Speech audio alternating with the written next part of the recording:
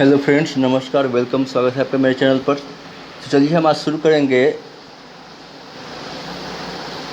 1857 विद्रोह, है ना, जिसको जो है अलग अलग लेखकों ने इसका अलग अलग नाम दिया। जैसे वी डी सावरकर के अनुसार, वी डी कौन, तो वी डी सावरकर, है ना, वी डी सावरकर के द्वारा कहा कि भारत का प्रथम सुनियोजित स्वतंत्रता संग्राम था। उसके बाद एस बी चौधरी कहते हैं कि स्वतंत्रता का प्रथम युद्ध था ये, ठीक है ना। उसके बाद जेम्स आउटरम और डब्ल्यू टेलर, है ना, डब्ल्यू टेलर ने कहा कि अंग्रेज़ों के विरुद्ध हिंदू मुस्लिम षड्यंत्र था। जेम्स, याद रखिए, एक सब पूछता है हमेशा एग्जाम में। जेम्स आउटरम और डब्ल्यू टेलर ने कहा कि अंग्रेज़ों के विरुद्ध हिंदू मुस्लिम षड्यंत्र था। उसके बाद LIR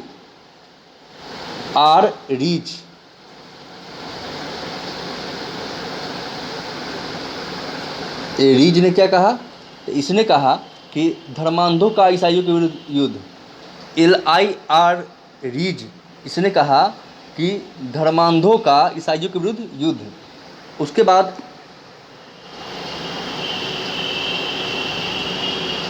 TR होम्स, है ना, TR होम्स ने क्या कहा, इसने कहा बर्बरता और सभ्यता के बीच युद्ध। बर्बरता या सभ्यता, यानी बर्बरता यहाँ भारतीयों को यहाँ डिनोट कर रहा है वो, और सभ्यता अपने आप को बता रहा है कि हम सब हैं, सिविलाइज है। वो कहता था कि ऑल इंडिया आर अनसिविलाइज, यानी किसी में सभ्यता नहीं है, रहन सहन जानने की नहीं है, तो इसने कहा। उसके बाद एक और है बेंजामिन, इनका तो नंबर नाम लिख देते हैं हमको, बेंजामिन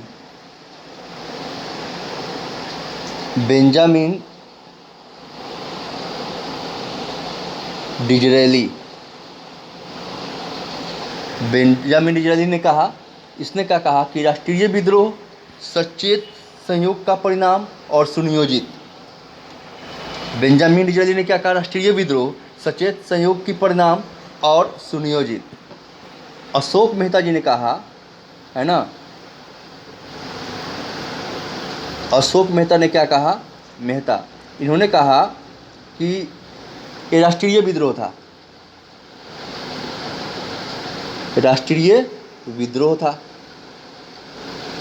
कौन था? अशोक मेहता ने कहा कि राष्ट्रीय विद्रोह था ये, ओके। उसके बाद डॉक्टर एसन सेन ने कहा कि स्वतंत्रता संग्राम था, और डॉक्टर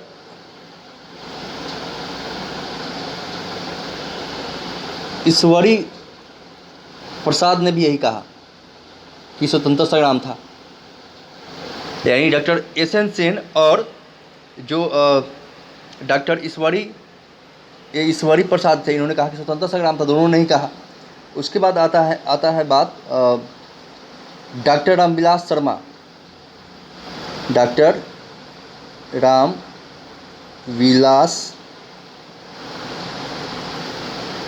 विलास शर्मा, इन्होंने क्या कहा, तो इन्होंने कहा जन क्रांति, क्या कहा, यानी कॉमन लोगों की क्रांति था ये, बदलाव था ये, जन क्रांति इन्होंने कहा। कौन? तो डॉक्टर रामविलास शर्मा, ठीक है। चलिए अब नेक्स्ट है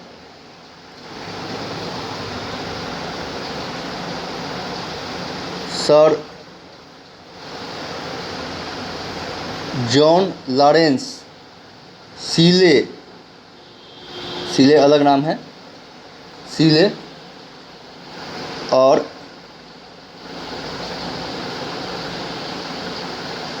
ट्रेवेलियन,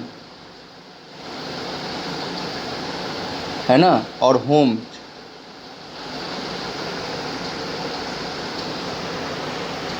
इसने क्या कहा इन्होंने, तो पूर्णतः सिपाही विद्रोह। क्या कहा इन सब ने? इसने सब ने कहा कि पूर्णतः क्या था? सिपाही विद्रोह,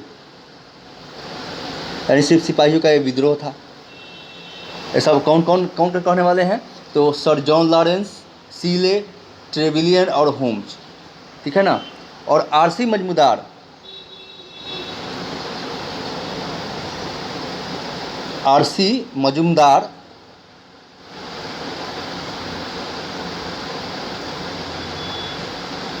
आरसी मजूमदार ने क्या कहा? यह कथाकथित प्रथम राष्ट्रीय स्वतंत्र संग्राम और न तो प्रथम राष्ट्रीय तथा न ही स्वतंत्र संग्राम। इसने कहा कि कथाकथित न तो प्रथम राष्ट्रीय स्वतंत्र संग्राम और न तो प्रथम और न ही राष्ट्रीय और न ही स्वतंत्र संग्राम। कौन कहा था? आरसी मजूमदार ने ऐसा कहा। और मार्क्सवादी विचारधारा के जो सैनिक, उन्होंने कहा कि सैनिक कृषकों का जो है प्रजातांत्रिक गठजोड़ जो कि विदेशी और सामंती दासता को मुक्ति चाहती थी। कार्ल मार्क्स ने कहा कि प्रथम स्वतंत्र संग्राम और ब्रिटिश शासकों को उखाड़ फेंको, इन्होंने कहा यहाँ पर कार्ल मार्क्स ने कहा। पीसी जोशी ने कहा राष्ट्रीय विरोध। कौन? तो पीसी जोशी,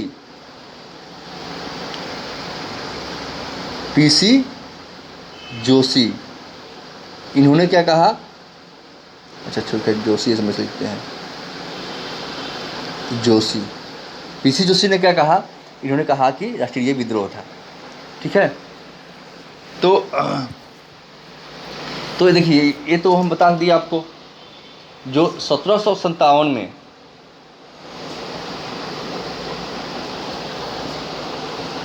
ये 1757 में क्या हुआ था?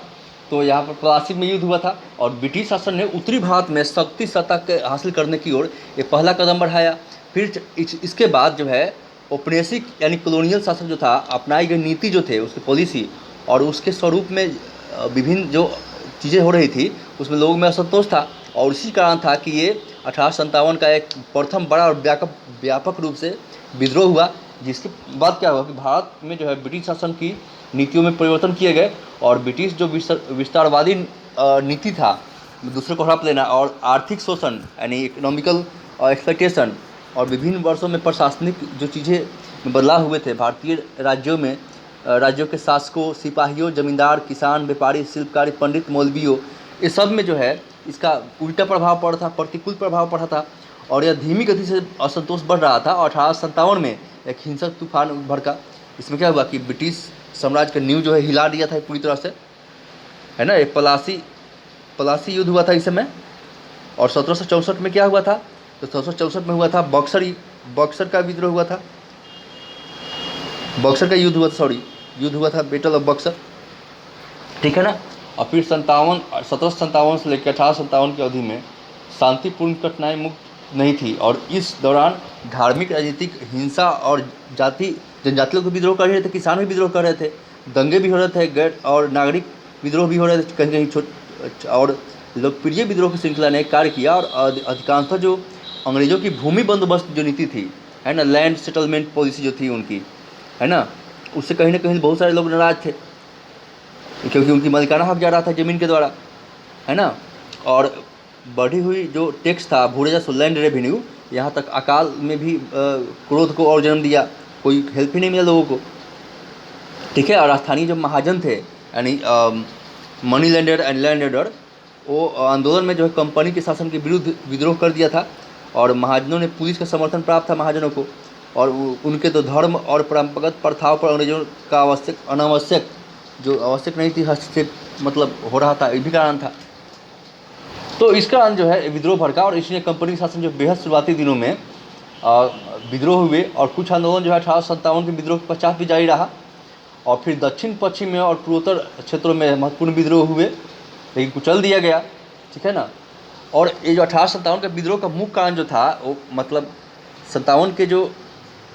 1857 के जो मान लो विद्रोह के जो कारण थे, तो पहला आर्थिक कारण देखते हैं हम लोग। आर्थिक यानी इकोनॉमिकल कॉजेज, आर्थिक कारण में क्या था? देखिए, ईस्ट इंडिया कंपनी जो भारत के उद्योग धंधों को नष्ट कर दिया था और लेबर को जो है ज़बरदस्ती अधिक से अधिक काम दिया जाता था और उनके जो कम मेहनताना दिया जाता था, सैलरी कम दिया जाता था, इसके अतिरिक्त अकाल और बाढ़ जब आती थी यानी नेचुरल डिजास्टर जब आते थे तो भारतीयों को किसी प्रकार की सहायता नहीं मिलती थी और उन्हें अपने हाल पर मरने के लिए छोड़ दिया जाता था। और फिर 1813 में कंपनी ने 1813 में क्या हुआ कि कंपनी ने एक तरफा मुक्त व्यापार की नीति अपना ली, जिसके अंतर्गत में क्या हुआ, ब्रिटिश व्यापारियों को आयात करने की पूरी छूट मिल गई। यानी वो यहाँ से कुछ भी सामान ले जाने की छूट मिल गई थी और परंपरागत तरीके से बनी हुई जो भारतीय वस्तुएं थे इसके सामने नहीं टिक सके, है ना। और भारतीय हस्तकला हैंडीक्राफ्ट जो थे वो व्यापार को बहुत माने अपूर्णीय क्षति हुई, अकल्पनीय क्षति हुई, मतलब इमेजिन नहीं कर सकते इतना क्षति हुआ, हानि हुआ। और भारतीय व्यापार जो है, व्यापारी वर्ग ब्रिटिश शासन द्वारा जो है जानबूझ कर बर्बाद किया गया, जिस कारण भारत की बनी हुई चीज़ जो थी, गुड्स सामान जो थे उसको निःशुल्क उस पर जो बहुत ज़्यादा कर लगाया गया, है ना। और उसी समय ब्रिटेन में बनी हुई वस्तु पर जो निम्न और ब्रिटेन में जो बनी जो वस्तु आती थी यहाँ पर उस पर बहुत कम कर लगाया जाता था और उन्हें भारत में आयात करके प्रोत्साहित किया गया। मतलब उनका सस्ता होता था ना, उनका कर ही नहीं देना पड़ता था, उनका सस्ता हुआ तो उनके सामान मतलब बिक रहे थे, है ना। तो 19वीं शताब्दी में क्या हुआ कि इसके मध्य में कि भारत में कपास और सिल्क किसका 1857 के हम इकोनॉमिकल कारण, आर्थिक कारण पढ़ रहे हैं। क्या पढ़ रहे हैं? तो आर्थिक कारण सिपाही विद्रोह के, ठीक है ना। तो इसमें कह रहा है कि भारत में जो है कपास और क्या, तो सिल्क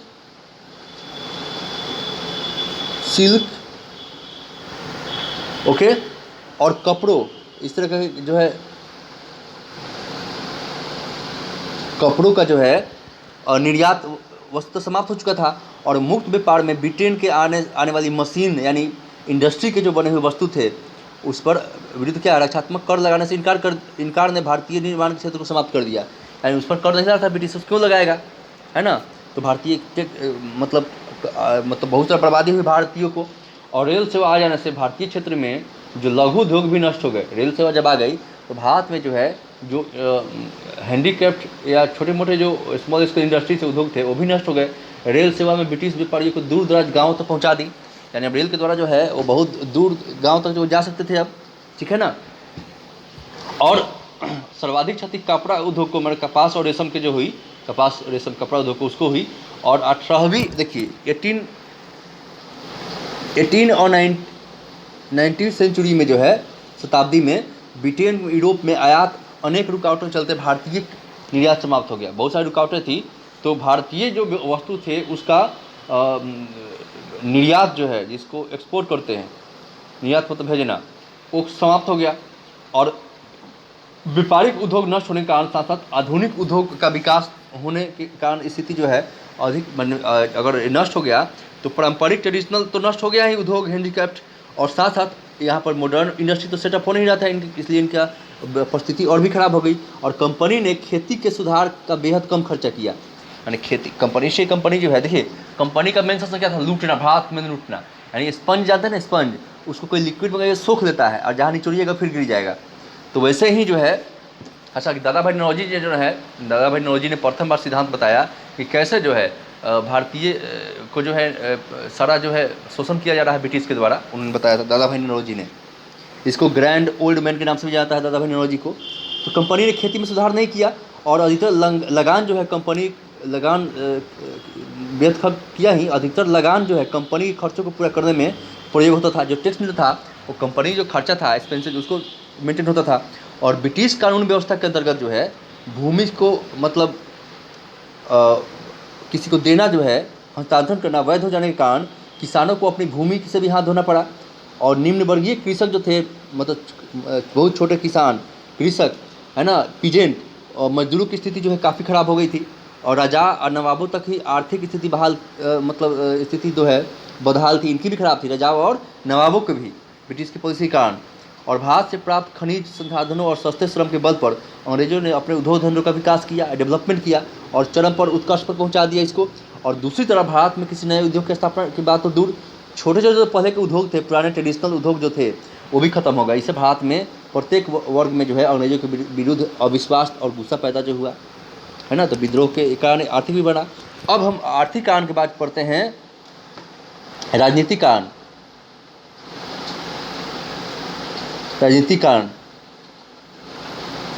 है ना।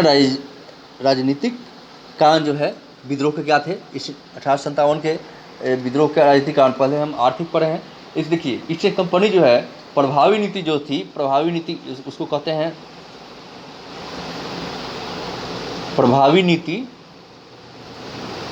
प्रभावी नियंत्रण नीति कह दीजिए इसको, नियंत्रण नीति, ठीक है ना, प्रभावी नियंत्रण नीति। उसके बाद आप देख लीजिए उसका जो सहायक संधि, सहायक संधि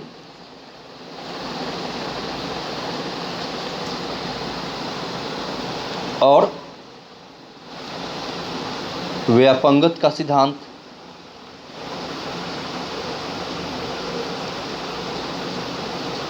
सिद्धांत जो था, ऐसी नीति जो है लोगों में असंतोष बढ़ावा दिया और विद्रोह का कारण बनाए भी, है ना। देखिए विलेजली जो है, विलेजली कौन, तो विलेजली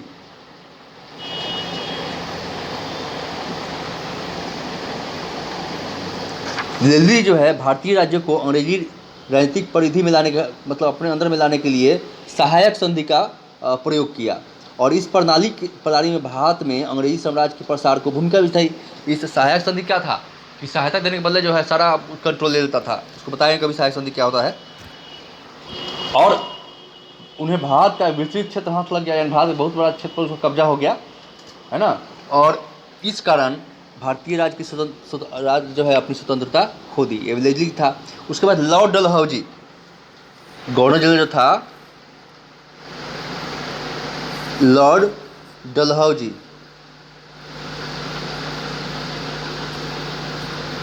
लॉर्ड डलहौजी इसने क्या किया कि शासनकाल में गवर्नर जनरल था, शासनकाल में इसके भारत के कुछ प्रमुख देशी राज्य जैसे कि झांसी, उदयपुर,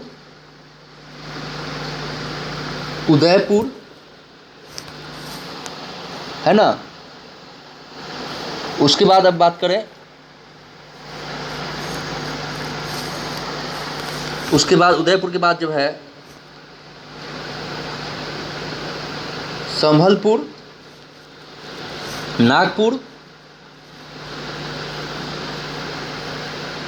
नागपुर ऐसे जो राजा थे जिसका कोई पुत्र नहीं था, है ना।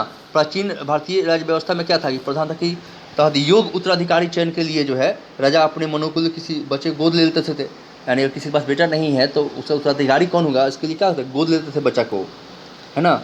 लेकिन डलहौजी ने क्या किया, गोद लेने की प्रथा को अमान्य घोषित कर दिया कि ये इलीगल नहीं है, लीगल नहीं है, इलीगल हो गया, है ना। तो देशी राज्य थे, रियासत जिसे कहते हैं, है ना, उनको कंपनी के शासन अधिकार में लिए जाने लगा। जब जिसके पास बेटा नहीं था उसके जो क्षेत्र थे वो कंपनी अपने अंदर में ले लेने लगा था, ठीक है ना। और इस कारण जो है एक ऐसे अवसर क्लास में थे जब कोई अंग्रेजों को दबाव कर जो है अपनी रियासत पर अधिकार जमा लेते थे। अंग्रेज जो है उसको जिसके नहीं था बेटा था। प्रशासनिक कारण, अभी हो गया राजनीतिक आर्थिक, अब है प्रशासनिक कारण।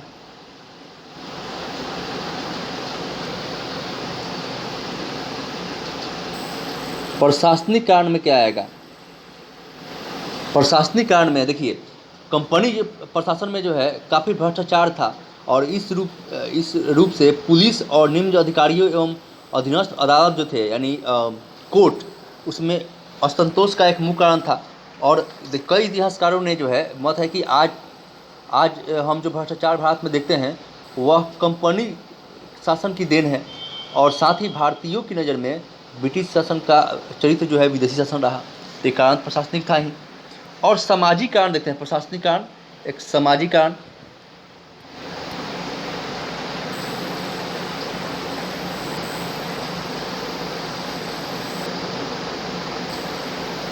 सामाजिक कारण क्या था, देखिए कंपनी अपने शासन विस्तार के साथ साथ अंग्रेजों ने भारतीयों के साथ अमानुषिक व्यवहार यानी जानवर की तरह व्यवहार करना शुरू कर दिया। काले गोरे क्या करते थे, तो काले गोरे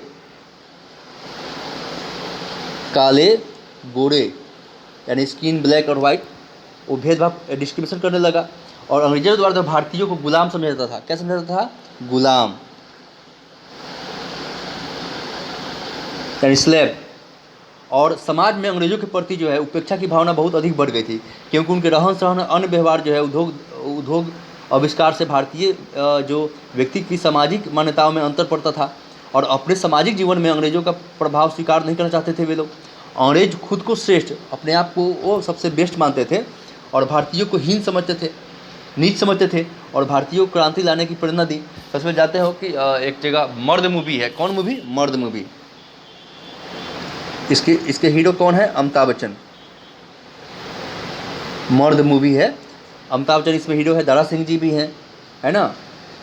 और तो इसमें जो है लिखा गया है कि एक होटल रेस्टोरेंट में कि dogs and Indian are not allowed, यानी यहाँ पर डॉग से तुलना किया गया।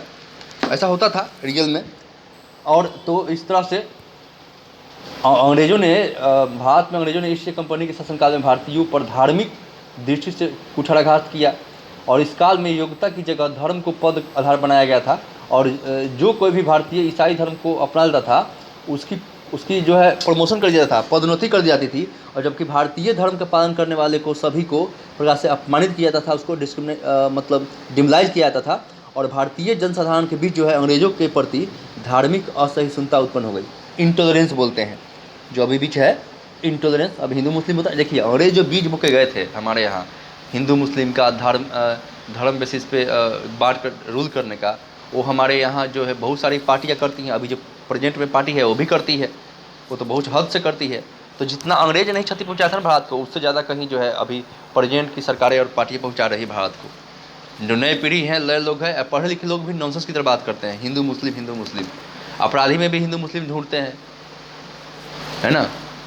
तो वैसे ही यहाँ पर ये जो है बांट कर, है ना, ईसाई धर्म इतना अधिक प्रचार उन्होंने किया कि भारतीयों को संदेह होने लगा कि अंग्रेज जो है उनके धर्म का सर्वनाश करना चाहते हैं। और परिणाम स्वरूप जो कि भारतवासी जो थे यानी भारत रहने वाले लोग, वो अंग्रेज़ों को धर्मद्रोही समझकर उन्हें देश से बाहर निकालने का मार्ग ढूंढने लगे। 1857 में जब मौका मिला तब हिंदू मुसलमानों ने मिलकर अंग्रेज़ों के विरुद्ध क्या किया? तो लड़ाई शुरू किया, ठीक है। और बाहरी घटना का प्रभाव क्या इसमें रहा? तो देखेंगे कि जैसे 1857 विद्रोह के पहले प्रथम अफगान, मतलब उस समय देखेंगे प्रथम आंगल यानी आंगल अफगान युद्ध हुआ। अफगान युद्ध हुआ कब? तो ये 1838 से लेकर 42 यानी 42 प्रथम युद्ध हुआ। पंजाब युद्ध हुआ उससे पहले। क्या हुआ? तो पंजाब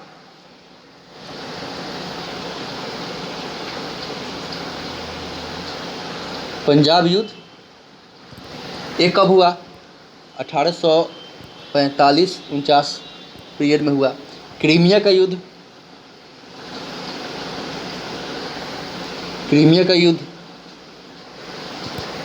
कब हुआ? तो वही थोड़ा सा पहले हुआ है, 54-56 के बीच, ठीक है ना, जिसमें अंग्रेजों को भारी हानि हुई। और इससे भी प्रेरित हुआ लोग, इस धारणा के उभरने का अवसर मिला कि अंग्रेज को अपराजय नहीं, इनको हराया जा सकता है। और बहुत सारे उससे हुआ था। और भारत के क्रांतिकारियों को इस युद्ध में नवीन आशा प्रेरणा मिली और हम भी अंग्रेज को देश से निकाल सकते हैं, ऐसा उन्होंने सोचा और इसके उन्होंने विद्रोह शुरू कर दिया। और सिपाही विद्रोह के बीच असंतोष का था। सिपाही जो कंपनी जो थे बंगाल में काम करने के लिए भारतीय सैनिकों को मुंबई और मद्रास प्रदेश से अलग अलग सेना जो है प्रमुख होता था। कहाँ बंगाल में सेना में काम करने वाले भारतीय सैनिक मूल कौन कहाँ के थे? तो ये थे बम्बई, मद्रास और बंगाल, यहाँ के सेना थे। अपनी अलग सेना और सेना का प्रमुख होता था। इस सेना में ब्रिटिश सेना से अधिक सिपाही थे, है ना। इस सेना में ब्रिटिश सेना से अधिक सिपाही थे। और 1857 में इस सेना में कितने, जो 1857 में जो है, अगर बात करें 1857 का, तो सेना में 2,57,000 जो है वो सिपाही थे, ठीक है। तो बम्बई मद्रास प्रेसिडेंसी में सेना में अलग अलग क्षेत्र में लोग जो है के कारण जो सेना विभिन्नतापूर्ण थी है ना। और इसमें किसी भी क्षेत्र के लोगों को प्रभुत्व नहीं था। लेकिन बंगाल प्रेसिडेंसी में सेना में भर्ती होने वाले सैनिक मुक्त कहाँ से? बंगाल प्रेसिडेंसी में, बंगाल वाले क्षेत्र में, बंगाल जो है प्रेसिडेंसी जो था,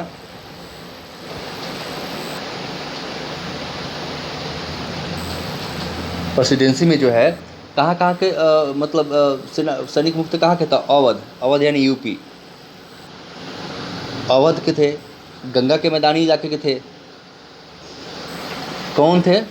तो भूमिहार ब्राह्मण और ब्राह्मण, ब्राह्मण थे, ब्राह्मण और कौन थे? और राजपूत थे। ठीक है, ये राजपूत थे। ठीक है ना। कंपनी के आरंभिक वर्षों में बंगाल सेना में जातिगत विशेषता थी, रीति रिवाज को महत्व दिया था। लेकिन 1840 में 1840 में कलकत्ता में आधुनिकता पसंद सरकार आने के पश्चात सिपाही में अपनी जाति खोने की आशंका बढ़ गई और सेना में सिपाहियों के जो है जाति और धर्म से संबंधित चिन्ह पहनने से क्या हुआ? सेना में जाति और धर्म, हालांकि ये ठीक था लेकिन उस समय के लोगों के लिए ठीक नहीं था। जाति और धर्म से संबंधित जो है चिन्ह पहनने से, चिन्ह पहनने के मना ही था, नहीं कर सकते हैं, ऐसा मना कर दिया गया। और 1856 में एक आदेश आया, इसके अंदर सभी भारतीय सिपाहियों को विदेश में कुछ समय के लिए काम करना अनिवार्य कर दिया गया। और सिपाही धीरे धीरे सैन्य जीवन के विभिन्न पहलुओं से असंतुष्ट हो चुके थे और सेना का वेतन कम था। और अंग्रेजों के कंपेरिजन में क्या था? भारतीय सेना का वेतन कम था और भारतीयों को सेना भारतीयों का वेतन जो है मात्र 7 रुपये प्रति माह था। कितना था उस समय? भारतीय सेना का जो वेतन कितना था? वेतन मात्र 7 रुपये जो है रुपये प्रति माह था, यानी महीना उनको 7 रुपये का मिलता था। ठीक है, 7 रुपये प्रति माह मिलता था। ठीक है। और अवध पंजाब में जीतने के बाद सिपाहियों के भाता भी समाप्त कर दिया। भाता जो मिलता था वो नहीं मिला था। तो मेन कारण इसमें कौन था? तो एनफील्ड राइफल, एक राइफल आया था उस समय, एनफील्ड, एनफील्ड राइफल, एफ है, एनफील्ड राइफल, फिर लिख देते हैं।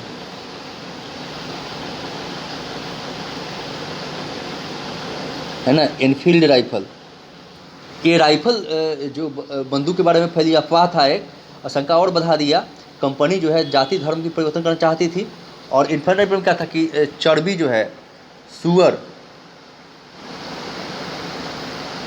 और गाय की, इसमें चर्बी मिला हुआ है। अफवाह, रूमर फैल गया, है ना।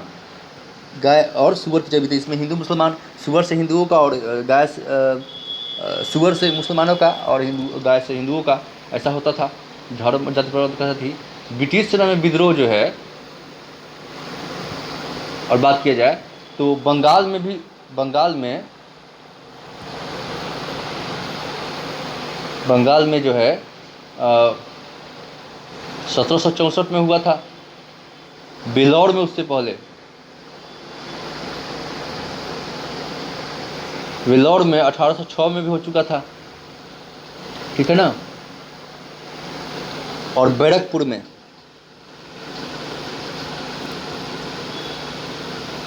बैरकपुर में भी उस समय 1825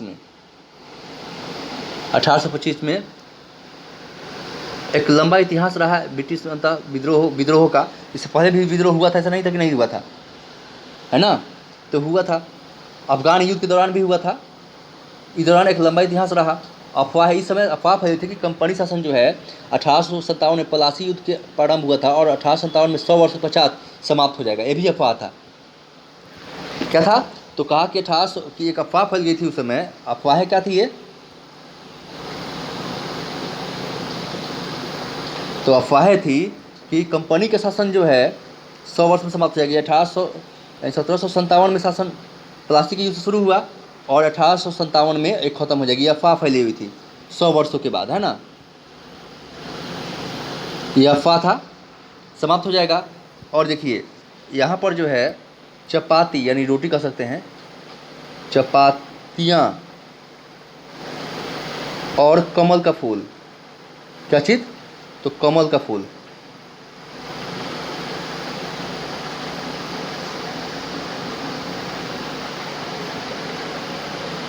भारत के अनेक मतलब भागों में विस्तृत होने लगे और ये आने वाले विद्रोह के लक्षण थे। यानी विद्रोह के समय लक्षण या डिनोट करने के लिए क्या था, चिन्ह कौन सा यूज करते थे, विद्रोही पीछे कौन सा चिन्ह यूज करते थे विद्रोही लोगों को इकट्ठा करने के, विद्रोह के संकेत देने के लिए, लक्षण के लिए? तो कमल के फूल और रोटी और कमल के फूल जो यूज करते हैं। और दूसरे प्रारंभ में विद्रोह का एक और क्या था, एक तो आटे में हड्डियों के चूर्ण की मिलावट की बात थी। एनफील्ड बंदूकों के लाए जाने की खबरों में साथ सिपाहियों में मनमुटाव बढ़ा दिया। एनफील्ड बंदूक को भरने के लिए जो है दांत से काट कर खोलना पड़ता था, एनफील्ड राइफल जो था, और उनमें भरे हुए बारूद जो थे, है ना, बारूद वो कंपनी की नली में बंदूक की नली में जो है कारतूस को डालना पड़ता था। और कारतूस को बाहरी आवरण में जो है लेयर जो बना हुआ था उसमें चर्बी मिली थी। चर्बी क्या मिली थी? तो चर्बी मिली थी, उससे सीलन को चबाती थी। और सिपाहियों के बीच अफवाह फैल गई सिपाहियों के बीच कि कारतूस में लगी हुई चर्बी जो सुअर और गाय के मांस से बनाई जाती है। और हिंदू मुस्लिम सिपाहियों को जो धार्मिक भावनाओं के विरुद्ध था, और गाय हिंदुओं की पवित्र थी और सुअर जो हत्या करना मुसलमानों के लिए वर्जित है। और चर्बी वाले कारतूस जो है सेना में असंतोष बढ़ा दिए। कारण पर इसके धीमी गति में क्या हुआ, असंतोष खुलकर बाहर आने का हुआ। और फिर बैरकपुर छावनी में शुरुआत कहाँ हुआ, तो बैरकपुर छावनी। बैरकपुर छावनी में, है ना, छावनी में कब शुरुआत हुई इसकी, तो 10 मई 1857 की। यहाँ पर मंगल पांडे सबसे पहले बैरकपुर छावनी में कब, तो देखिए बैरकपुर छावनी में यहाँ आप सीधे लिखते हैं बैरकपुर छावनी में, है ना, 29 मार्च को 1857 को ऐसे कारतूस का प्रयोग करने के मंगल पांडे ने मना कर दिया और काफ़ी उत्पात मचाया। और 8 अप्रैल को जो है ना फांसी दे गई मंगल पांडे को। याद रखिएगा, मंगल पांडे को 8/4/1857 को फांसी दे दी गई। मतलब बैरकपुर छावनी में 29 मार्च को, देखिए सबसे पहले बैरकपुर छावनी में मंगल पांडे ने 29 मार्च 1857 को ऐसे कारतूस का प्रयोग करने का विरोध किया और उसने काफ़ी उत्पात मचाया और एक अफसर को मार भी दिए थे। और इसलिए 8 मार्च को 1857 को उनको फांसी दे दी गई, है ना। और फिर याद रखिए 8 अप्रैल को फांसी दी गई और 6 मई को सैनिकों को जो है इधर विद्रोह किया सैनिकों ने। और अब कंपनी ने भारतीय सैनिकों को रुख देखते हुए उनके जो बंदूक सशस्त्र जब्त कर रहे थे, बंदूक वाला जो भी आर्म थोड़ा था वो जब्त करने लगा। सैनिकों को सजा दी जाने लगी, उन्हें बड़ी संख्या में कैद किया जाने लगा, यानी अरेस्ट किया जाने लगा। अंत में फिर 10 मई 1857 को सैनिकों ने व्यापक स्तर पर विद्रोह की घोषणा कर दी और क्रांति की शुरुआत हुई। यानी कि 10 मई को शुरुआत हुई, 8 अप्रैल को मंगल पांडे को फांसी दे दी गई थी और 10 मई को क्रांति की शुरुआत हो गई थी। क्रांति की शुरुआत जब मेरठपुर छावनी के स्वतंत्रता प्रेमी जो मंगल पांडे थे किया था, 29 मार्च को नए कारतूस को प्रयोग करने वाले मंगल पांडे ने क्या किया, आवाज़ उठाई। और अमेरिकी सरकार ने भारतीय सेना का उपयोग के लिए जिन नए कारतूस को उपलब्ध कराया था उसमें सुअर और गाय की चर्बी का प्रयोग किया गया था, ऐसा अफवाह था। और छावनी के भीतर मंगल पांडे को पकड़ने के लिए जो अंग्रेजी अधिकारी आगे बढ़े उससे उन्होंने मार दिया, मंगल पांडे ने उनको मार दिया था। और फिर 8 अप्रैल 1857 को मंगल पांडे जी को फांसी दी गई। यानी 8 अप्रैल को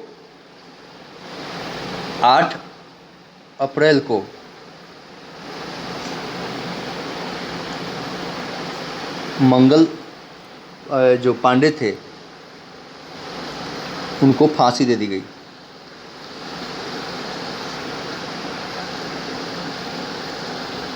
इसको अंग्रेजों द्वारा, ठीक है। और फांसी की सजा की खबर सुनकर जो संपूर्ण देश में क्रांति का माहौल हो गया। और 6 मई को भारतीय सैनिकों ने फिर से कारतूस का प्रयोग करने के विरोध किया, अपोज किया और 10 वर्षों की कैद की सजा दी गई। जो अपोज कर रहे थे सैनिक, उनको कितने वर्ष, तो उनको 10 वर्ष का जो है सजा दी जाती थी। हाँ, उनके हथियार छीन लिए गए। हथियार छीनने के जो मेरठ में पुरुषों के साथ साथ महिलाओं को भी अपमान का विषय समझा। और ऐसी स्थिति में सैनिकों के लिए अंग्रेजों से बदला लेने का परम कर्तव्य हो गया। और मेरठ में सैनिकों ने 10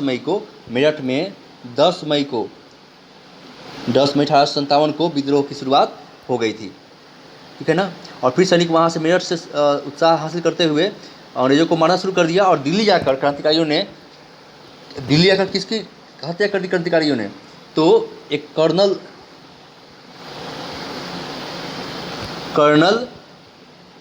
रिपले, आधा प है, कर्नल रिपले का जो है हत्या कर दी और दिल्ली पर अधिकार कर लिया। तो कर्नल रिपले का हत्या करके दिल्ली पर अधिकार लिया। फिर अलीगढ़, इटावा, आजमगढ़, गोरखपुर और बुलंदशहर स्वतंत्रता की घोषणा हुई। कहाँ? तो अलीगढ़, इटावा,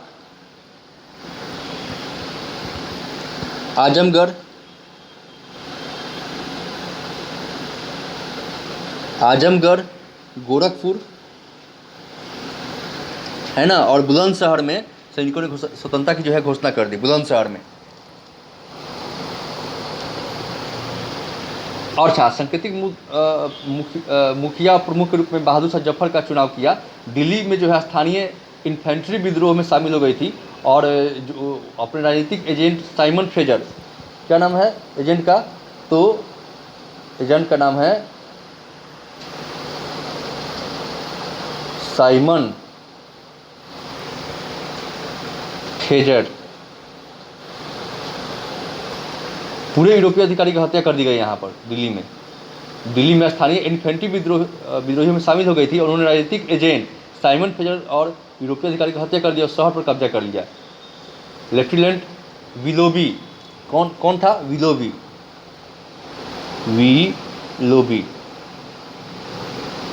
विलोबी जो था वो दिल्ली के पत्रिका के इंचार्ज थे और खुद हद तक विद्रोहियों को मुकाबला किया और जल्द ही धराशायी हो गए और वृद्ध शक्तिहीन बहादुर शाह जफर को भारत का उस समय शासक घोषित कर दिया गया। पहले मना कर रहे थे, विद्रोही बुजुर्ग थे, लेकिन बाद में ये नेता बन गए बहादुर शाह जफर। लेकिन बाद में इनको भी अपने दोनों बेटा की जान खोना पड़ा और तोप से उड़ा दिया था उन दोनों बेटा को और इनको रंगूर भेज दिया गया। रंगूर इनके वाइफ को साथ जो है इनको भेज दिया गया था। अंतिम मुगल शासक का जो है मतलब प्रतीक बन गए देश के नेतृत्व के लिए, लीड के लिए। अंतिम मुगल प्रशासन जो था स्वाभाविक उत्थान के साथ पुष्टि करता है। मुगल वंश का लंबा शासक जो है भारत की राजनीतिक एकता का परंपरागत प्रतीक चिन्ह बन गया था और एकमात्र कार्य से सिपाहियों ने सिपाही विद्रोह को क्रांतिकारी युद्ध में तब्दील कर दिया था। और सभी भारतीय रजवाड़ों शासकों ने जिन्होंने विद्रोह में भाग लिया जल्द ही मुगल शासक के प्रति अपनी निष्ठा की घोषणा कर दी, कहा कि ठीक है हम आपके साथ में लड़ेंगे और महत्वपूर्ण विद्रोही राजनीतिक रूप से प्रोत्साहित किया और प्रभावित नहीं था, अपितु बाद में जो है अवधारणा प्रभावित किया था कि अंग्रेजी शासन उसका साझा शत्रु है। सबने ऐसा महसूस किया। बहादुर शाह जफर शुरुआती में हिचकिचाहट मतलब परेशान थे, लेकिन बाद में लड़ने के लिए तैयार हो गए और भारतीय राज का एक प्रतिसंघ संगठित करने के लिए प्रेरित किया। समस्त बंगाल सेना जल्द ही विद्रोह की आवाज़ तेजी से फैल गई और अवध, रोहिलाखंड, दोआ, बुंदेलखंड, मध्य भारत, बिहार के अधिकांश भाग पर जो है पूरी पंजाब में विद्रोहियों के जो है पूरी ब्रिटिश को जो है जो जड़ें थी वो हिला दी, शासन की जड़ें थी। ठीक है। अच्छा, विद्रोह में कौन कौन लोग शामिल हुए? इसमें विद्रोह की बात करें, कौन कौन लोग शामिल हुए थे? तो विद्रोह में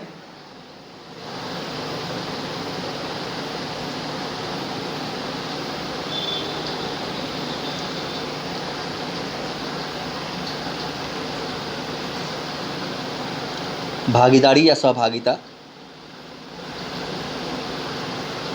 यानी भागीदारी, पार्टिसिपेट कौन की? देखिए, सिपाहियों के विद्रोह को जो आम लोगों का समर्थन मिला विशेष रूप से उत्तर पश्चिमी प्रांत में। कहाँ? तो उत्तर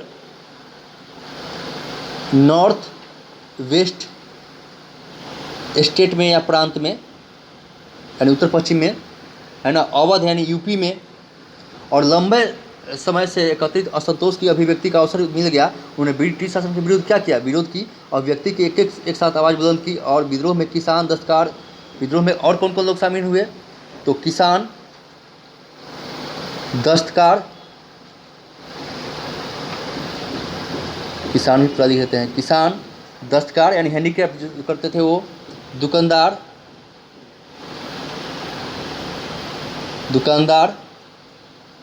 दिहाड़ी मजदूरी जो करते थे वो,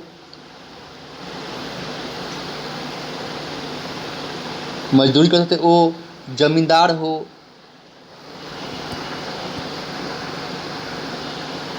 जमींदार का जमींदारी छीना गया था, जमींदार हो। उसके बाद मतलब जितने भी जो है सो धार्मिक भिक्षु थे, पुजारी थे और लोक अधिकारी की व्यापक सहभागिता रही और शक्ति के साथ साथ लोकप्रिय विद्रोह प्रदान किया। और किसान और छोटे जमींदार जो अपने संतोष को व्यक्त करने के लिए महाजनों और जमींदारों पर हमले किए, अपनी ज़मीन को बेदखल जो जिसको किया गया था उनको, ये लोग, ठीक है ना, पहले बताए हैं। और महाजनों के लेखों को ऋण संबंधी जो अभिलेख नष्ट कर दिए, जला दिया गया इस समय लोग। और उन्होंने ब्रिटिश शासन के जो स्थापित न्यायालय थे, राजस्व कार्यालय यानी तहसील जिसे बोलते हैं, जहाँ टैक्स वसूला जाता था, और राजस्व अभिलेख और पुलिस स्टेशनों को भी हमले किए, यानी जला दिए गए, अटैक किया गया। और एक आकलन के अनुसार अवध में अंग्रेजों के खिलाफ लड़ने वाले लगभग, अवध यानी यूपी में जो अंग्रेजों के खिलाफ लड़ रहे थे, लगभग इतना जो है ना, 1,50,000 जो है से लेकर और 1,00,000 से अधिक जो है आम नागरिक थे इसमें। और दिल्ली कब्जा करने में 1 माह के भीतर विद्रोह के विभिन्न भागों में फैल गई।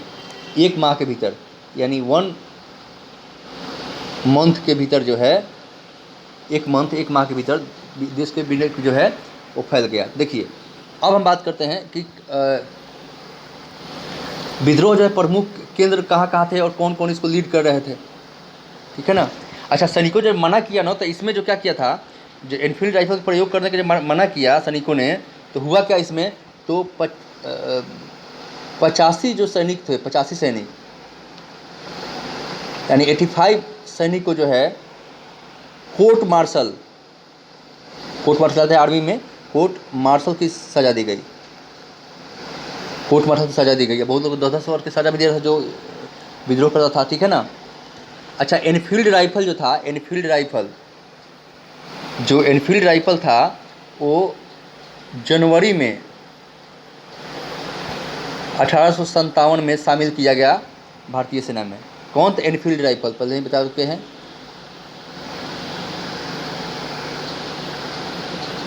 एनफील्ड राइफल को जनवरी 1857 में शामिल किया गया था, ठीक है।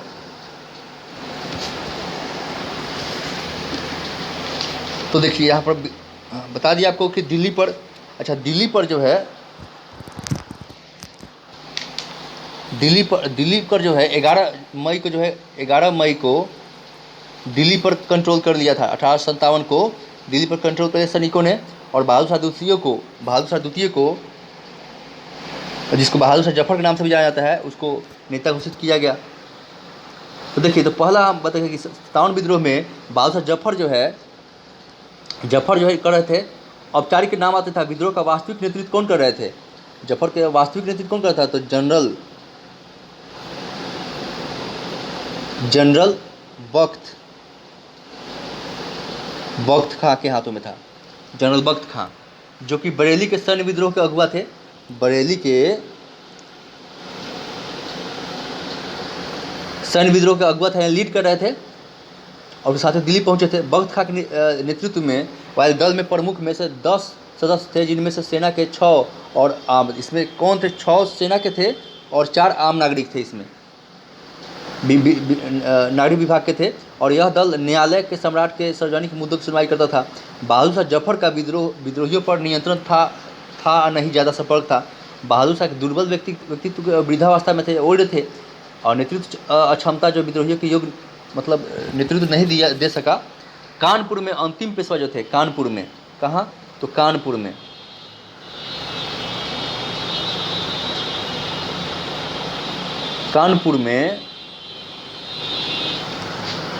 कानपुर में अंतिम पेशवा कौन, तो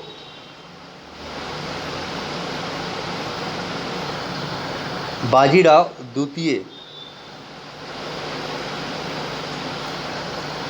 के दत्तक पुत्र, यानी गोद लिया हुआ पुत्र है ना, दत्तक पुत्र नाना साहब सभी के पसंद थे। कौन थे, तो नाना साहब। किसके थे, बाजीराव द्वितीय के दत्तक पुत्र कौन थे, तो नाना साहब।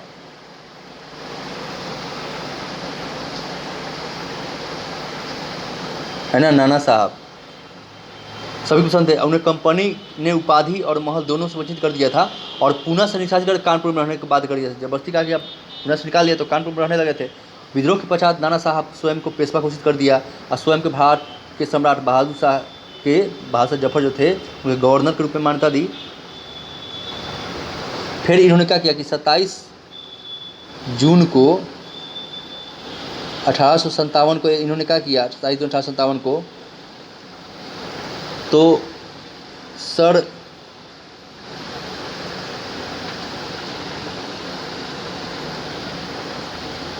हु व्हीलर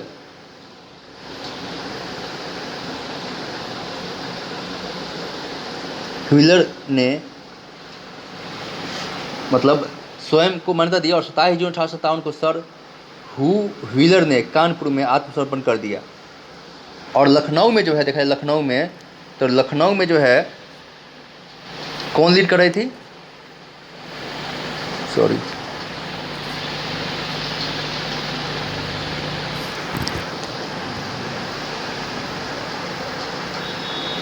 लखनऊ में जो है बेगम हजरत महल लीड कर रही थी, बेगम हजरत महल।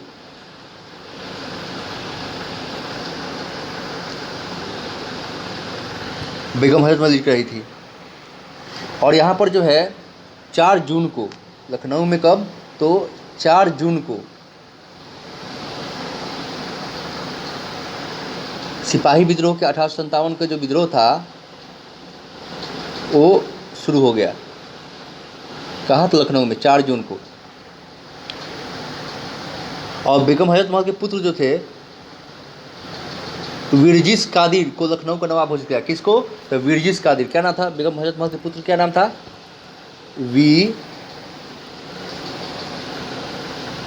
विरजिस कादिर लखनऊ का नवाब घोषित किया गया। और समांतर सरकार की स्थापना की गई। हिंदुओं और मुसलमानों की समान भागीदारी थी। और यहाँ पर अंग्रेज रेजिमेंट के जो अधिकारी थे उनका नाम था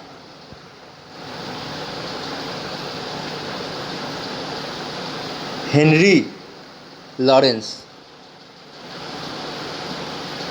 है ना। हेनरी लॉरेंस ने जो है कुछ वफादार सैनिकों के साथ ब्रिटिश रेजिमेंट के प्रश्रय लिया, लेकिन विद्रोहियों ने रेजिडेंसी पर आक्रमण कर दिया और हेनरी लॉरेंस की मौत के घाट उतार दिया। इसके पश्चात क्या हुआ, ब्रिगेडियर इंग्लिश ने विद्रोहियों का बहादुरीपूर्वक प्रतिरोध किया और बाद में सर जेम्स अगस्टम ने सर हेनरी लॉरेंस लखनऊ को जीतने का प्रयास किया और सफल नहीं हो सके।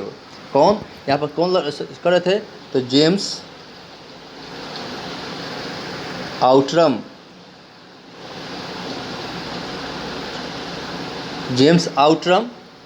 और सर हेनरी हैलवॉक।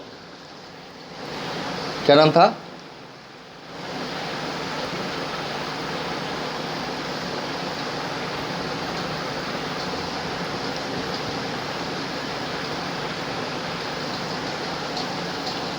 हैवलॉक। ऐसे हैवलॉक जो है जीतने में सफल नहीं हो सके थे। और फिर commander in chief sir Colin Campbell ने गोरखा रेजिमेंट की सहायता से अधिकार किया। कौन इस पर कमांड किया, तो कमांडर चीफ कौन था, कोलिन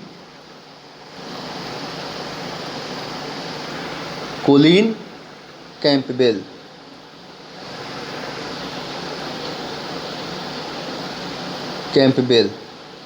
ये इधर है कैम्पबेल, है ना। इसने क्या किया, गोरखा रेजिमेंट की सहायता से मार्च 1858 में अधिकार प्राप्त कर लिया। ठीक है ना। लखनऊ पूरे अंग्रेजी नियंत्रण में आ गया था इस समय। और रोहिलाखंड के रोहिलाखंड की बात किया जाए तो रोहिलाखंड में जो है खान बहादुर खान, रोहिलाखंड में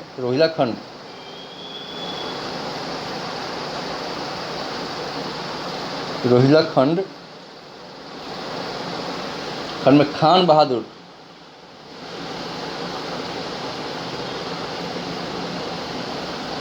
बहादुर स्वयं को बरेली का सम्राट घोषित कर दिया उन्होंने। कंपनी द्वारा निर्धारित पेंशन से असंतुष्ट थे और इनके पास कितने, तो 40,000 सेना को सैनिकों की सहायता से बहादुर शाह ने लंबे समय तक विद्रोह किया और झंडा बुलंद किया। और बिहार में आप जानते ही हैं, बिहार में एक छोटी सी रियासत है जगदीशपुर, है ना। जगदीशपुर के जो जमींदार थे कुंवर सिंह, बाबू वीर कुंवर सिंह, कुंवर सिंह, है ना, विद्रोह किया और 70 वर्ष से, कितने वर्ष के थे, 70 वर्ष के थे। दानापुर आड़ा, आड़ा पहुँचे। दानापुर से कहाँ पहुँचे, अभी आड़ा जिला आप जानते होंगे, गाना में सुनते होंगे, और आड़ा, आड़ा, है ना, दानापुर आड़ा, यहाँ पर जो पहुँचे। और फैजाबाद में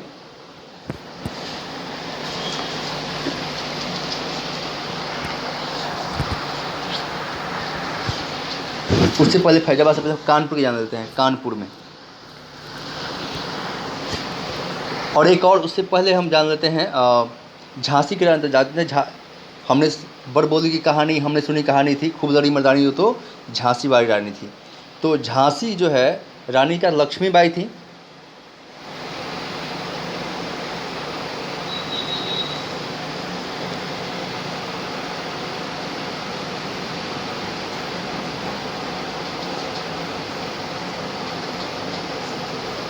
लक्ष्मीबाई यहाँ पर नेतृत्व की उन्होंने, झांसी के सैनिकों के ऐतिहासिक नेतृत्व प्रदान किया। झांसी के शासक जो थे, इनके जो राजा थे गंगाधर राव, धर राव, तो इनके मरने के बाद इनके अपने पुत्र नहीं थे, इन्होंने गोद लिया था, तो अधिकार करने की कोशिश किया। कौन, तो लार्ड डलहौजी ने दत्तक पुत्र झांसी के राजा मानने से इनकार कर दिया था। कौन, लार्ड डलहौजी, पता होता है दत्तक पुत्र यानी गोद लेने पुत्र की मान्यता नहीं देता था, इनकार कर लिया। और किसके सिद्धांत, कौन सिद्धांत था इसका,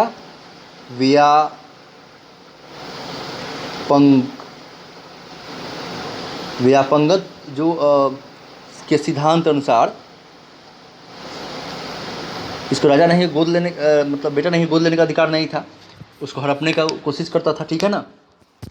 और उसके बाद साथ जो है झांसी के आधार पर झांसी कंपनी के साम्राज्य मिला लिया था। उसके बाद गंगाधर राव की जो विधवा थी लक्ष्मीबाई, इनका इसका असली नाम क्या था लक्ष्मीबाई का, तो मणिकर्णिका नाम था।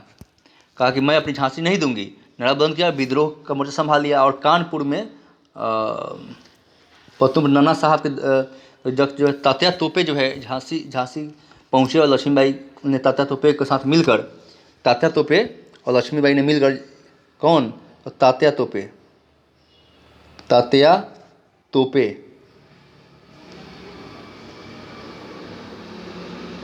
है, तात्या तोपे, इसके साथ मिलकर इन्होंने विद्रोह किया। तात्या तोपे और लक्ष्मीबाई समेत सेनाओं ने ग्वालियर में प्रस्थान किया, जहां भारतीय सैनिकों ने उनकी सेना से आकर मिल गए। और ग्वालियर के साथ सिंधिया ने अंग्रेजों का, जो ग्वालियर का, यहाँ पर देखिए दुष्ट बहुत देशद्रोह लोग थे ही, ये उसमें कौन है, तो सिंधिया, कहाँ पर, जो ग्वालियर का शासक था, शासक कौन था, तो सिंधिया, ये अंग्रेजों से मिला हुआ था। इसने अंग्रेजों का समर्थन किया, निश्चय किया और आगरा में शरण ली। कानपुर में जो है नाना साहब ने स्वयं को पेशवा घोषित कर दिया और दक्षिण अभियान की योजना बनाई। और जून, मतलब लेकिन यहाँ पर देखेंगे कि जून जो है, जून 1858 तक ग्वालियर पर अंग्रेजों का मतलब हो गया कब्जा। अब आम लोगों के द्वारा जो है बलिदान कथनीय अकल्पनीय है। इस संदर्भ में एक शाह महल जो है बागपत उत्तर प्रदेश में भरौज परगना में एक ग्रामीण का नाम बेहद जो है उल्लेखनीय है। इसमें ब्रिटिश सत्ता के विरुद्ध जो विद्रोह किए थे, लोगों को प्रेरित करने के लिए रात में गांव-गांव जाकर जो है इन्होंने 84 गाँव के मुखियाओं किसानों के संगठित किया था। कितने, 84 गाँवों के मुखियाओं को, मुखिया और किसानों को संगठित किया और उसके लिए सरकारी भवनों को कब्जा किया और नदियों पर बने पुलों को ध्वस्त कर दिया, सड़कों को तोड़ दिया और आंशिक रूप से जो है सरकारी जो कार्यालय थे, ऑफिस थे, उन पर भी इन लोगों ने अटैक किया, कब्जा किया। और शाह महल ने दिल्ली के विद्रोहियों के सामान की आपूर्ति की। यानी शाह महल जो थे, इनका नाम क्या ग्रामीण का, तो शाह महल। इन्होंने 84 गाँवों को जो लोगों को इकट्ठा किया, उनका नाम क्या था, शाह महल। ऐसे ऐसे क्वेश्चन आते हैं बीपीएससी में। तो शाह महल ये जो है ऐसे कॉमन लोग थे। शाह आलम ने दिल्ली के विद्रोहियों को भी सामान की पूर्ति करी, सामान पहुंचाया। ब्रिटिश मुख्यालय और मेरठ के बीच अपनी सभी अधिकारियों को संचार ठप कर दिया था। यमुना नदी पर सिंचाई विभाग के जो बंगले में अपना मुख्यालय बनाया और वहाँ पर अपने अभियान कार्य का जो है परीक्षण नियंत्रण किया। बंगले को विवादों का सुलझाने और न्याय प्रदान करने के लिए न्याय घर के रूप में बदल दिया गया था यहाँ पर, है ना। इस तरह की चीज़ें हो रही थी आश्चर्यजनक रूप से।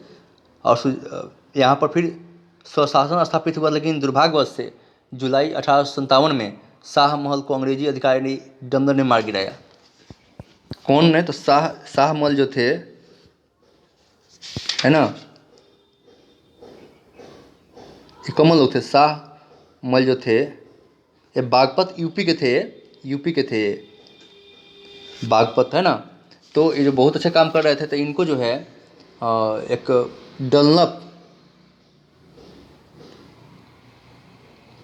डनलप नामक जो अधिकारी था, डनलप, मार गिराया इनको, है ना।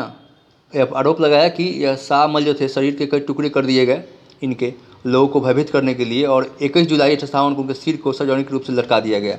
शाह महल का शरीर के टुकड़े भी कर दिए गए और 21 जुलाई को जो है इनके सर को सार्वजनिक रूप से लटका दिया गया, लोगों को भयभीत करने के लिए। और 1 वर्ष अधिक समय होने स्थानों पर जो है चलाया गया और पूर्णतः शांत हो गया। 1858 में पूर्णतः ये खत्म हो गया, समाप्त हो गया था, ठीक है। और यहाँ पर कुछ जो है विद्रोह में सभी वर्ग शामिल नहीं होते। देखिए, विद्रोह असफल भी कह सकते हैं, है ना।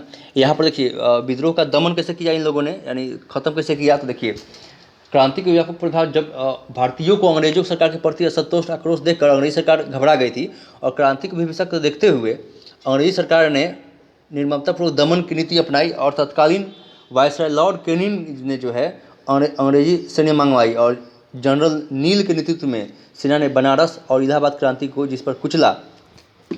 तो जनरल, क्या नाम है इसका, तो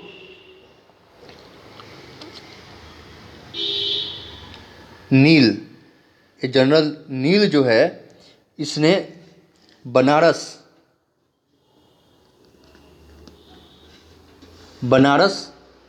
और इलाहाबाद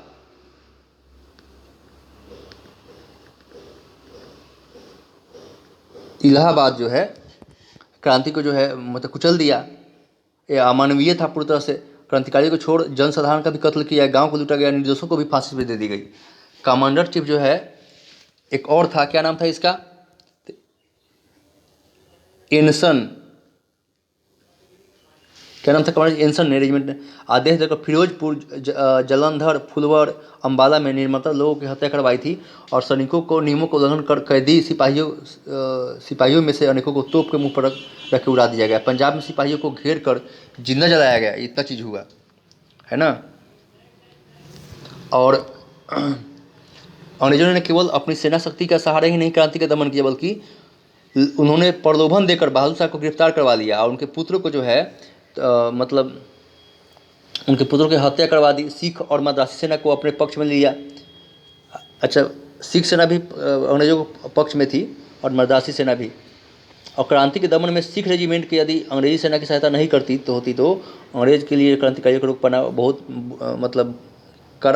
कठिन साबित होता है, मुश्किल होता। और क्रांति के दमन में अंग्रेजों को इसलिए सहायता मिली क्योंकि विभिन्न क्षेत्र जो अलग अलग समय में क्रांति पकड़ा, यानी एक समय में नहीं हुआ था, अलग क्षेत्र में अलग समय में हुआ, ठीक है। और विद्रोह कुचल दिया गया। ब्रिटिश से लंबी और भयानक लड़ाई के पश्चात 20 सितंबर 57 को दिल्ली पर कब्जा किया। कब? तो ब्रिटिश ने जो है 20 सितंबर 1857 को जो है दिल्ली पर कब्जा किया, दिल्ली पर कब्जा कर लिया। और यहाँ पर जॉन निकोलस, जो बाद में मर गया था घायल होकर,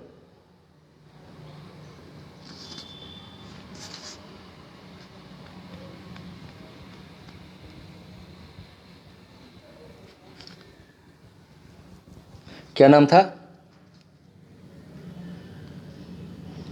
तो जॉन निकोलस,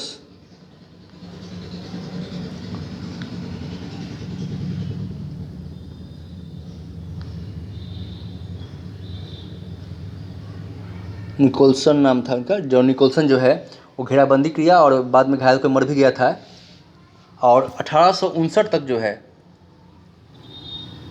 1859 तक अंत भारत में ब्रिटिश सत्ता का पुनः काबिज हो गया। ब्रिटिश सरकार ने अत्यधिक लोगों को धन हथियार की आपूर्ति की और भारतीय जो है ब्रिटिश सरकार ने क्या किया, ब्रिटिश सरकार ने देश में अत्यधिक लोगों और धन और हथियारों की आपूर्ति की और भारतीयों के दमन के माध्यम से बाद में पूरी लगान को वसूल किया।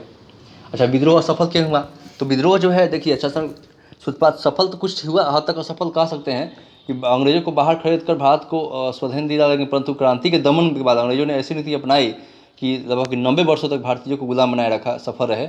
और इस महान क्रांति का सफल कारण था जैसे कि विद्रोह जो सभी वर्गों में शामिल नहीं था। देखिए कुछ वर्गों में विद्रोह की सफलता नहीं की, जैसे कि जमींदार तलबदार स्वयं में इसमें भाग नहीं लिया। महाजन व्यापारियों ने विद्रोहियों को जो है विद्रोहियों को पूरी तरह शोषण किया था। और अतः इसके संरक्षण में जो अधिक सुरक्षित थे वे, और जो आधुनिक शिक्षित भारतीय ने इसमें विद्रोह को पीछे लौटने के तौर पर देखा। और उनका मानना था कि ब्रिटिश शासन जो है भारत को आधुनिकता की ओर ले जाएगा। तो पढ़े लिखे अधिकांश लोग से मानते थे कि ब्रिटिश शासन जो हमारे लिए अच्छा है वो हमारा मॉडर्न बनाएगा, आगे की ओर ले जाएगा। और इसी में जो है जो भारतीय शासक विद्रोह में शामिल से मना कर दिया था और उसमें ब्रिटिश सरकार की मदद की। उसमें कौन कौन थे? तो पटियाला थे, पटियाला के शासक थे। उसके बाद सिंध, सिख सरदार है ना, कश्मीर के महाराजा,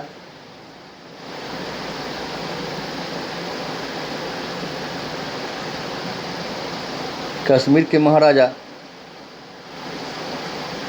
दरभंगा का भी महाराजा थे, ग्वालियर के सिंधिया बता दिए पहले ही,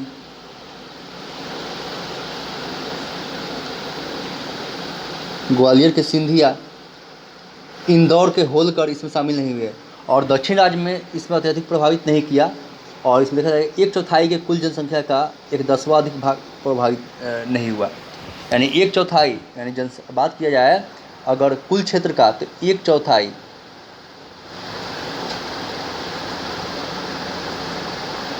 1/4 जो है और कुल जनसंख्या का 1/10वां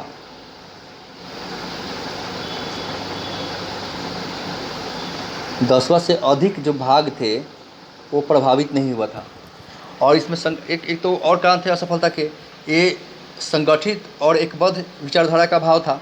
विद्रोहियों को भी जो है एक शासन हुआ और एक संगठित और वो तो कहा है कि औपनिवेशिक शासन की स्पष्ट समझ नहीं थी और नहीं उनके पास भविष्य के कार्यक्रम थे, फ्यूचर का, और एक सुसंगत विचारधारा और राजनीतिक परिदृश्य या एक सामाजिक विकल्प ही था। विद्रोह जो अलग अलग समस्याओं और वर्तमान राजनीतिक अवधारणा के जो है एक बिल्कुल प्रतिनिधित्व करते थे। जैसे कि भारतीयों के बीच एकता का भाव था। भारतीय इतिहास में चरण में शायद उपेक्षित नहीं किया जा सकता था, लेकिन भारत में अभी भी आधुनिक राष्ट्रवाद के बारे में लोग बहुत ज़्यादा नहीं जानते थे। और इसमें 1857 में भारतीय लोगों ने साथ लाने में जो है महत्वपूर्ण भूमिका निभाई और एक जागृति जो अवेयरनेस जरूर आई। और इससे निश्चित समय सीमा का प्रतीक्षा न करना। देखिए 1857 को क्रांति जो देशव्यापी शुरुआत जो है 31 मई, इसके शुरुआत के पहले दिन कब था? तो ये 31 मई था। क्रांति होगी लेकिन कब? 31 मई को 1857 के दिन जो है निर्धारित किया गया था। लेकिन एक ही दिन क्रांति शुरू होने का एक अलग प्रभाव होता, लेकिन सैनिकों के आक्रोश में आकर निश्चित समय से पूर्व ही 10 मई को ही शुरू कर दिया गया था, ठीक है ना। और विद्रोह सैनिकों की इस कार्रवाई से कारण जो है क्रांति की योजना अधूरी रह गई थी और निश्चित समय का पालन नहीं होने के कारण देश के विभिन्न क्षेत्रों में क्रांति की शुरुआत जो है अलग अलग दिनों में हुई और अंग्रेजों को क्रांतिकारियों को दमन करने में सहायता हुई। और अनेक स्थानों पर जो है जो लोग थे वो 31 मई को यहाँ पर प्रतीक्षा ही कर रहे थे कि यहाँ शुरू करेंगे। और उससे पहले सैनिकों के हथियार छीन लिए गए और क्रांति का सूत्रपात हुआ था। और तस्वीर कुछ अलग होती अगर उस समय होती तो। और देसी राजाओं का देशद्रोही रुक जाए। देसी राजाओं था, देसी राजाओं का जो है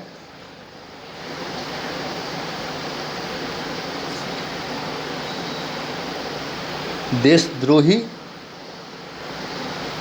जो है रुख था इसमें, यानी देश के खिलाफ ये लोग काम कर रहे थे। हालांकि देश था ही नहीं, लोग देखिए, क्रांति के दमन करने में अनेक देशी राजाओं ने अंग्रेजों को खुद को सहायता की, जैसे पटियाला, नाभा, जींद, अफगानिस्तान और नेपाल के राजा ने भी अंग्रेजों को सहायता किया था। और साथ साथ आर्थिक सहायता भी दी, सैनिक तो दी ही और पैसा भी दिया। और देशी राजाओं की इस देशद्रोहपूर्ण भूमिका से क्या हो, क्रांतिकारियों का मनोबल तोड़ दिया और क्रांति के दमन कर दिया सरकार ने, ब्रिटिश सरकार ने। और सांप्रदायिकता का खेल, यानी हिंदू मुस्लिम, क्रांति के दौरान अंग्रेजों ने क्या, हिंदुओं और मुसलमानों को लड़ाने में सफलता प्राप्त नहीं थी, लेकिन उसके बाद जो क्या किया, तो सांप्रदायिकता, इसे कम्युनलिज्म बोलते हैं, खेल खेलने में सफल रही। और सांप्रदायिकता की भावना को उभार कर अंग्रेजी सरकार ने सिख रेजिमेंट और मद्रास सैनिकों को अपने पक्ष में कर लिया था। मराठा, सिख और गोरखा को बहादुर शाह के खिलाफ खड़ा कर दिया और उन्हें यह महसूस कराया कि बहादुर शाह के हाथों में फिर से सत्ता आ जाने से हिंदुओं और सिखों पर अत्याचार होगा। और इसका मूल कारण था कि संपूर्ण पंजाब में बहादुर शाह के नाम पर झूठा फरमान अंग्रेजों की ओर से जारी किया गया। इसमें कहा गया कि लड़ाई में जीत मिलते ही प्रत्येक सिख का वध कर दिया जाएगा, यानी कौन, तो बहादुर शाह कर देगा। और सैनिकों के साथ साथ जनसाधारण का भी गुमराह किया गया। स्थिति में क्रांति असफल हो जाना जो निश्चित हो गया था, जब देश के भीतर ही लोग नहीं सहयोग करते और संपूर्ण देश में प्रसार नहीं हुआ, फैला नहीं। 1857 की क्रांति जो है भारत में पूरा संपूर्ण भारत पर नहीं हुआ, दक्षिण भारत पूरी तरह से अप्रभावित रहा। पंजाब का अधिकांश हिस्सा, भारत का पूर्वी और पश्चिम भाग भी क्रांति से छूता रहे। और क्रांति का विस्तार होता तो अंग्रेजों को जो है अपनी शक्ति का इधर फैलाना पड़ता और पंजाब रेजिमेंट और मद्रास सैनिकों को जो अपने पक्ष में वो असफल रहता लेने में, है ना। और ऐसा इसलिए हुआ कि पूर्ण हुए कि विद्रोह को जो है कंपनी ने दबा दिया हो। और शस्त्र का अभाव, जो देखिए भारतीय क्रांति, जो शस्त्रों के अभाव, जो हथियार का अभाव था, आर्थिक दृष्टि से कमजोर होने के कारण था। क्रांतिकारी जो है आधुनिक, उनके पास हथियार प्रबंध में असफल रहे थे, नहीं हो सका था। अंग्रेजी सेना के पास तोप थे, लंबी दूरी से मार करने वाली बंदूक था, जब क्रांतिकारियों को जो है तलवार और भाला का सहारा लेना पड़ता था। क्रांति को कुचलने के लिए अंग्रेजों को सफलता प्राप्त हुई। और सहायक साधनों का अभाव, जैसे इसके पास लोगों के पास, मतलब सेना के पास रेल, डाक तार और ट्रांसपोर्टेशन, परिवहन, कम्युनिकेशन ये तो नहीं था, इसलिए जो साधनों के अभाव में जो उन्होंने उपयोग किया। और दूसरी ओर भारतीय क्रांतिकारियों के पास इन साधनों का पूर्ण अभाव था और अंग्रेजों के पास सब कुछ था, इस कारण असफल हुए।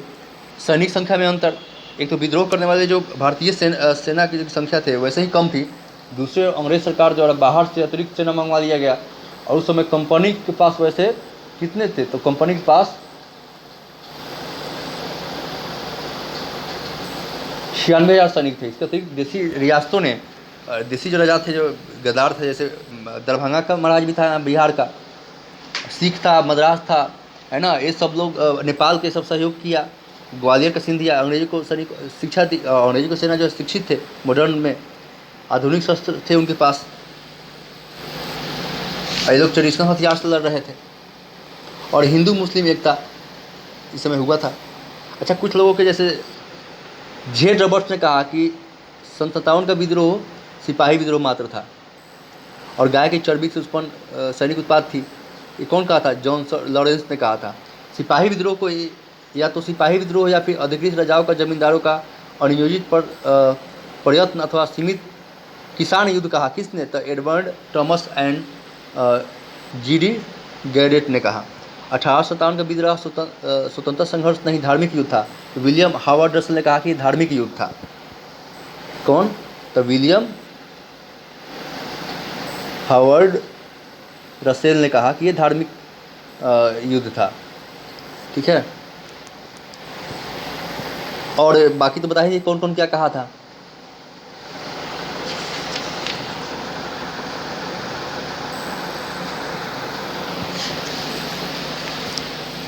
वीडियो लंबा हो जाएगा, कुछ और बातें आपको बतानी थी। ये तो बता दीजिए प्रमुख विद्रोह केंद्र कहाँ कहाँ थे, हम पहले बता चुके हैं आपको। अच्छा, जो देखिए जगदीशपुर में विलियम टेलर जो था वो कुंवर सिंह से लड़ा था, विलियम टेलर। कानपुर में कैंपबेल था, कानपुर में कैंपबेल याद रखिएगा। और लखनऊ में कैंपबेल, लॉरेंस और हैनलॉक तीनों था। झांसी में हीरोज ने कहा था कि झांसी की रानी जो है मात्र विद्रोहियों में एकमात्र मर्द वही थी क्रांतिकारी। कौन था? हीरोज। उनकी वीरता से प्रभावित हुआ था, वीरांगना, है ना। इलाहाबाद में लियाकत अली नेता थे और कर्नल नील जो है अंग्रेजी अधिकारी था। जगदीशपुर में वीर कुंवर सिंह, विलियम टेलर अंग्रेजी अधिकारी था। फैजाबाद में मौलवी अहमदुल्लाह, कौन थे फैजाबाद में? मौलवी अहमदुल्लाह। और रेनार्ड जो है अंग्रेज अधिकारी था। बरेली में खान बहादुर खान थे। विसेंट आयर जो था बरेली में नेता था, ठीक है। और भारत के नेता क्या है? भारत में गोरखपुर में गजोधर सिंह थे, गजोधर सिंह गोरखपुर में। सुल्तानपुर में शहीद हसन थे। फर्रुखाबाद में नवाब तफलुक हुसैन, नवाब तफजल हुसैन। और हरियाणा में फर्रुखाबाद में नवाब तफजल हुसैन थे। और हरियाणा में राव तुलाराम।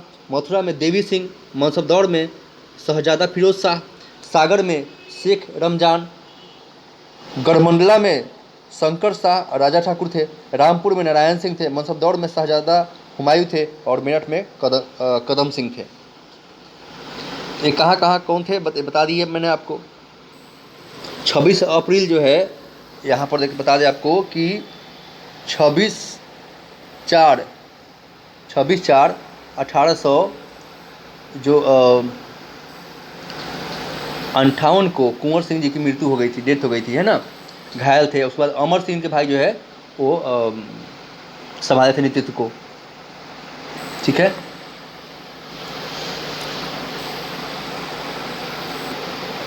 और लक्ष्मीबाई की जो मृत्यु हो गई थी, लक्ष्मीबाई की, वो 17 जून 1858 को इनकी मृत्यु हो गई थी। शहीद हो गई थी लड़ते हुए, बचाते हुए। फिरोज ने कहा था कि भारतीय क्रांतिकारियों में वह अकेली मर्द थी। तात्या टोपे के सिंधिया ने समंत मानसिंह ने, समंत जो था मतलब फेडरल जो था, अप्रैल 1859 में अंग्रेजों को सौंप दिया था। सिंधिया कितना हरामखोर था देखिए। वो तात्या टोपे जी को पकड़कर जो है मानसिंह ने अप्रैल 1859 में अंग्रेजों को हवाले कर दिया। जो हिंदू मुस्लिम करते हैं इनको देखना चाहिए कि कैसे कौन कौन हेल्प कर रहे थे अंग्रेजों के। और बिहार में शाहपुर, पटना में रहे, गया में विद्रोह का प्रमुख केंद्र था। और विद्रोह का प्रमुख केंद्र कौन कौन था बिहार में? 1857 के विद्रोह का प्रमुख केंद्र कौन कौन था? तो शाहाबाद, बिहार में शाहाबाद, बहुत याद रखिए, शाहाबाद, पटना और गया विद्रोह के प्रमुख केंद्र थे। शाहाबाद जिले में वही जगदीशपुर, बाबू कुंवर सिंह जी 70-80 वर्षीय यानी बुजुर्ग थे। पटना में नेतृत्व कौन थे? पीर अली। पटना में नेतृत्व कौन कर रहे थे सिपाही विद्रोह का?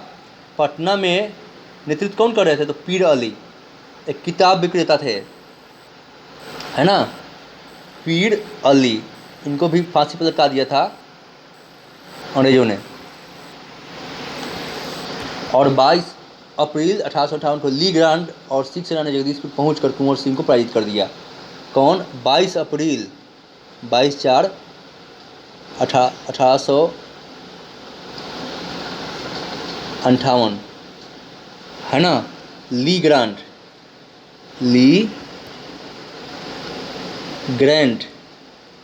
ग्रांड और सिख सेना ने इनका कुंवर सिंह को पराजित कर दिया था। युद्ध जो 3-4 दिन तक चला और कुंवर सिंह के बाद में वो शहीद हो जाते हैं। अमर सिंह ने संभाला। असम के विद्रोह का नेतृत्व कौन कर रहा था? दीवान मनीराम दत्त ने किया था। राजा के पोते थे कमेश्वर सिंह, है ना। और कोटा में, राजस्थान में जो अंग्रेजों के जो एजेंट था मेजर बर्टन की हत्या कर दी गई कोटा, राजस्थान में। उड़ीसा के संबलपुर में राजकुमार सुरेंद्र शाही ने, उज्ज्वल शाही ने विद्रोह किया था। उड़ीसा में सुरेंद्र शाही, उज्ज्वल शाही। गंजाब में साबरों ने राधा कृष्ण दंडसेन के नेतृत्व में विद्रोह किया था।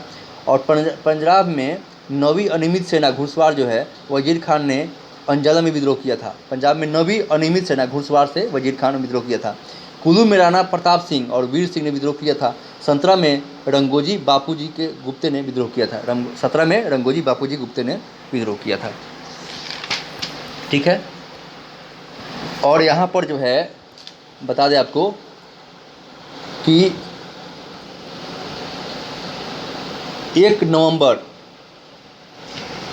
1858 को ब्रिटिश ताज द्वारा भारत को कंट्रोल में कर दिया गया, यानी ब्रिटिश गवर्नमेंट द्वारा भारत को कंट्रोल में कर दिया गया था। और महारानी विक्टोरिया को, किसको? विक्टोरिया को केसरे हिंद की उपाधि दी गई। कौन सी? तो केसरे हिंद कब दी गई? तो 1877 में दी गई। महारानी विक्टोरिया को केसरी हिंद की उपाधि कब दी गई? माने ब्रिटिश ताज के अंदर में कब? 1 नवंबर 1858 को आ गया भारत, लेकिन विक्टोरिया को जो है केसरी हिंद की उपाधि कब दिया था? 1877 में, 1877 में। चलिए दोस्तों, तो वीडियो थोड़ा सा लंबा हो गया, तो हम मिलते हैं फिर से नेक्स्ट वीडियो में। और लाइक सब्सक्राइब जरूर कीजिए चैनल को। कहीं ना कहीं देखेंगे अब लाभ मिलेगा, बहुत लाभ मिलेगा। कोई एग्ज़ाम दे के आते हैं तो ऐसा क्वेश्चन होंगे जो है आपको इसमें कहीं ना कहीं बहुत सारे लाभ मिलेंगे आपको कंपटीशन में। और भारत के हैं तभी इसके कॉमन जानकारी के लिए भी इच्छा है। अच्छा, इसका जो है हम आपको एक टेस्ट सीरीज भी सिपाही विद्रोह करेंगे। तो चलिए मिलते हैं नेक्स्ट वीडियो में। लाइक सब्सक्राइब जरूर कीजिए चैनल को, इससे फ़ायदा मिलेगा जरूर। चैनल ऑथेंटिक बातें ही मैं पढ़ाता हूँ आपको, ठीक है। चलिए बाय, मिलते हैं नेक्स्ट वीडियो में। पढ़ते रहिए, देखते रहिए, स्वस्थ रहिए।